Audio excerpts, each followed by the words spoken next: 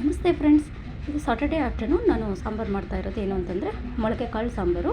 ಹುಳಿಕಾಳು, ಕಡಲೆಕಾಳು, ಹೆಸರು ಕಾಳು ನಾನು 2 ದಿನ ಹಿಂದೆಯೇ ಎಲ್ಲ ನೆನೆಹಾಕಿ ಮೊಳಕೆ ಕಟ್ಟಿ ರೆಡಿಯಾಗಿ ಇಟ್ಕೊಂಡಿದ್ದೀನಿ. ಇವತ್ತು ಅದನ್ನೇ ಸಾಂಬಾರು ಮಾಡ್ತಾ ಇರೋದು. ಫಸ್ಟ್ ಹುಳಿಕಾಳು, ಕಡಲೆಕಾಳು ಹಾಕಿ ಸ್ವಲ್ಪ ಉಪ್ಪು ಹಾಕ್ಕೊಂಡು ಒಂದು 4-5 ವಿಸಿಲ್ ಕೂಗಿಸ್ಕೊಳ್ಳೋಣ ಅಂತ ಕುಕ್ಕರ್ಗೆ ಹಾಕಿ ಲಿಡ್ ಕ್ಲೋಸ್ ಮಾಡಿ ಇಟ್ಟೆ. ಅಷ್ಟೊತ್ತಿಗೆ ಖಾರಕ್ಕೆ ರೆಡಿ ಮಾಡ್ಕೊಳ್ಳೋಣ ಅಂತ ಶುಂಠಿ, ಬೆಳ್ಳುಳ್ಳಿ ಮತ್ತು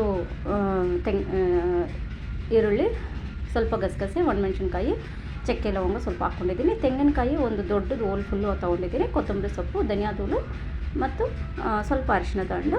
ನಾನು ಸ್ವಲ್ಪ ಫಸ್ಟು ಖಾರಕ್ಕೆ ಈರುಳ್ಳಿ, ಒಣಮೆಣ್ಸಿನ್ಕಾಯಿ ಎಲ್ಲ ಹಾಕ್ಕೊಂಡು ಅದನ್ನು ಸ್ವಲ್ಪ ಎಣ್ಣೆ ಹಾಕಿ ಹುರಿದ್ಬಿಟ್ಟು ಸೈಡ್ಗೆ ಇಟ್ಕೊಂಡೆ.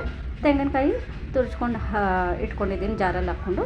ಅದಕ್ಕೆ ಧನಿಯಾದೂಳು, ಅರಿಶಿಣ ಸ್ವಲ್ಪ ಹಾಕಿ ಕೊತ್ತಂಬರಿ ಸೊಪ್ಪು ಹಾಕ್ಕೊಂಡೆ.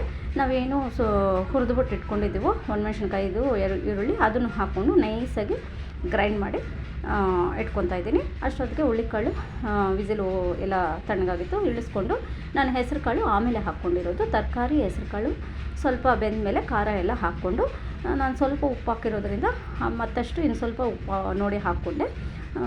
ಹಾಕ್ಬಿಟ್ಟು ಒಂದೇ ಒಂದು ವಿಸಿಲ್ ಕೂಗಿಸ್ಕೊಂಡೆ, ಇಳಿಸ್ಕೊಂಡೆ. ಕೂಗಿಸ್ಕೊಂಡು ಟೇಸ್ಟಿಯಾದ ಮೊಳಕೆ ಕಾಳು ಸಾಂಬಾರು ತುಂಬ ರೆಡಿ ಆಯಿತು ಫ್ರೆಂಡ್ಸ್.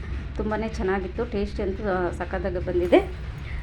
ಇದಕ್ಕೊಂದು ಒಗ್ಗರಣೆ ಕೊಟ್ಕೊಂಡೆ ಮತ್ತು ಬಿಸಿ ಮುದ್ದೆ, ವೈಟ್ ರೈಸು, ಪನ್ನೀರ್ ಟಿಕ್ಕಾ ಸ್ವಲ್ಪ ಮಾಡಿದ್ರು, ಗಟ್ಟಿ ಮೊಸರು ಇಟ್ಟಿದ್ದೀನಿ. ಇದು ಫ್ರೆಂಡ್ಸ್.